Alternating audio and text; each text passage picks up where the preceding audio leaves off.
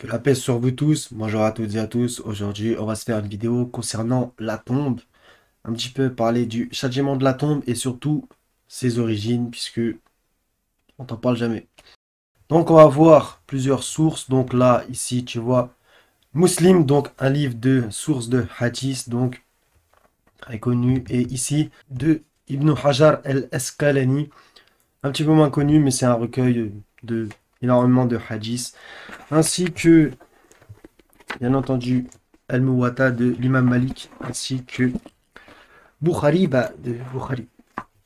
D'accord, donc j'ai fait aussi des captures d'écran, comme ça m'évite de lire direct au livre, et surtout que tu puisses voir. Donc, encore une fois, c'est aussi une des raisons pour lesquelles je crois pas en la tradition. Donc Aïcha a dit, deux vieilles femmes des Juifs de Médine vinrent me voir et me dire, les morts sont torturés dans leur tombeau. J'ai traité cela de mensonge et ne jugeais pas bon de les croire. Quand elles furent parties et que le prophète était venu me voir, je lui dis, ô envoyé d'Allah, deux vieilles, il y a trois petits points, et je lui ai raconté la chose. Elles ont dit vrai, me répondit-il, ils sont torturés et leurs cris ne sont perceptibles que des animaux. Depuis ce jour, je ne vis jamais le prophète faire une prière sans se réfugier ensuite auprès d'Allah contre le châtiment de la tombe. Ce qui est intéressant énormément, c'est qu'on voit aussi la source, deux vieilles femmes des Juifs de Médine, d'accord? Elle leur raconte quelque chose. Finalement, Aïcha, elle serait venue au prophète. Moi, je crois pas en tout ça, mais je te raconte ce qui est écrit. Il lui dit oui, c'est vrai. Et finalement, depuis ce jour, Aïcha, elle l'a jamais vu faire autrement que faire une prière sans se réfugier contre cela. Donc déjà, en vérité, si tu lis entre les lignes, t'as quand même la sensation que limite, entre guillemets, elle a parlé à ces deux femmes, elle est venue lui dire, et en fait, c'est à partir de ce moment qu'il aurait commencé à faire des prières. Mais moi, je crois pas en tout ça. Je te parle du, euh, du prophète selon la tradition. Je t'ai pas parlé selon le Coran. D'accord? Donc, selon la tradition, on a l'impression que c'est à partir de ce moment-là qu'il est accru et qu'il a fait. Tu vois un peu le truc? Surtout que j'ai d'autres éléments. Donc, par exemple, ça, c'est dans Muwatta, que je t'ai montré. Donc, le 34, Ali ibn Abi Talib, donc un homme très connu au niveau de la tradition, de l'entourage du prophète, se servait des tombes comme d'un oreiller et il s'y allongeait.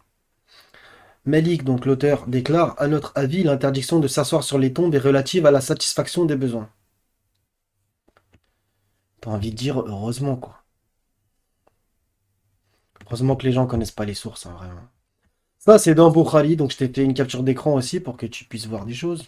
Ça, ne t'inquiète pas, ça on va jamais te le hurler sur tous les toits. Donc il y a des hadiths totalement lunaires. Où je vois l'envoyé d'Allah en train de satisfaire un besoin naturel, etc., etc. Un jour, je montais sur la terrasse de notre maison et je vis l'envoyé d'Allah assis sur deux briques faisant face au Beit el-Maqdis. Tout à fait normal. Donc, je vais te réciter ça et après, je vais te montrer un autre hadith. Tu vas voir la contradiction violente. Au 151 particulièrement, celui de Anas dit, lorsque l'envoyé de Dieu sortit pour satisfaire un besoin naturel, je le suivais ainsi qu'un garçon parmi nous en emportant avec nous un vase d'eau.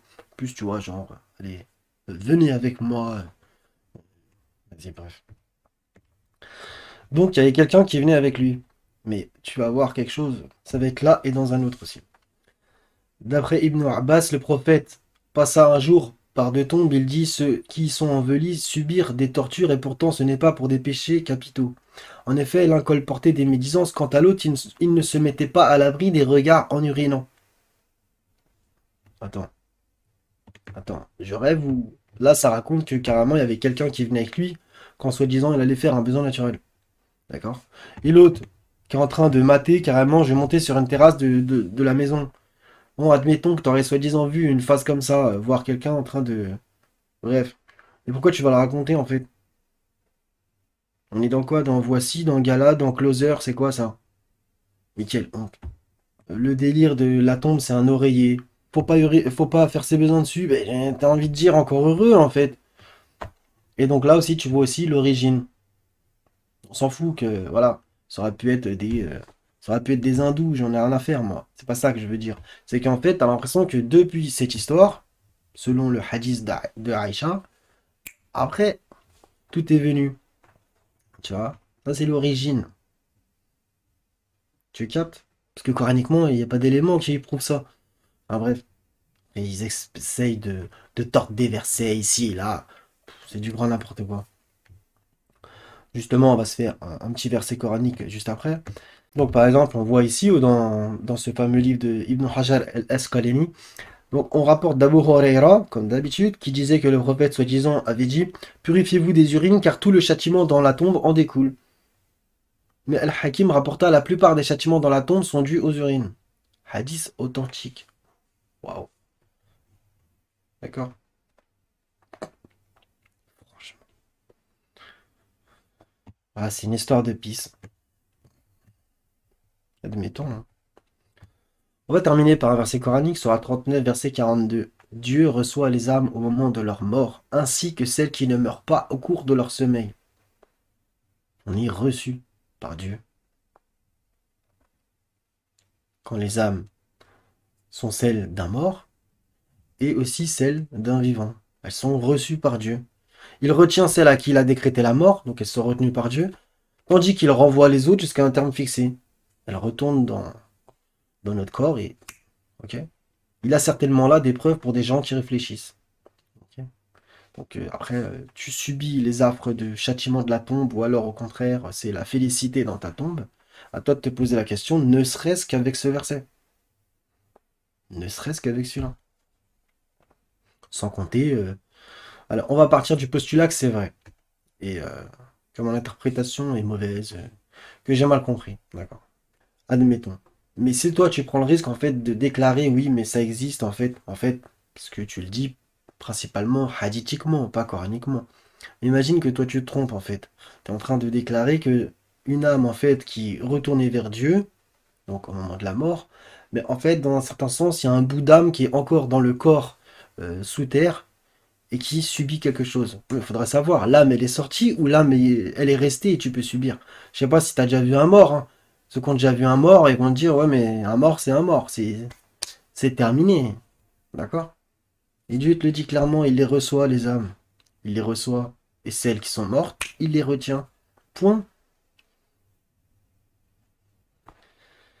Il renvoie les autres jusqu'à un terme fixé de leur mort. Puis, jour de la résurrection, etc. Enfin bref. Voilà les frérots, les sœurettes. Donc tu vois un petit peu les délires. Et au passage, il y a encore des gens qui font ça, qui dorment dans des cimetières et autres. Bon, des fois, c'est à cause de la pauvreté ou autre. Au niveau de la tombe, il y a aussi des belles dingueries, des fois. Voilà, ceux qui invoquent les morts, ceux qui donnent des offrandes aux morts, etc. D'accord. Après, je peux comprendre que les gens soient dans la détresse et que du coup, quand ils s'approchent des tombes des leurs, ils soient euh, troublés, etc. Bien entendu, je peux le comprendre. Maintenant, il y a des choses à ne pas faire. On ne parle pas aux morts, ils ne peuvent pas nous répondre. D'accord? On parle à Dieu qui peut, lui, tout faire.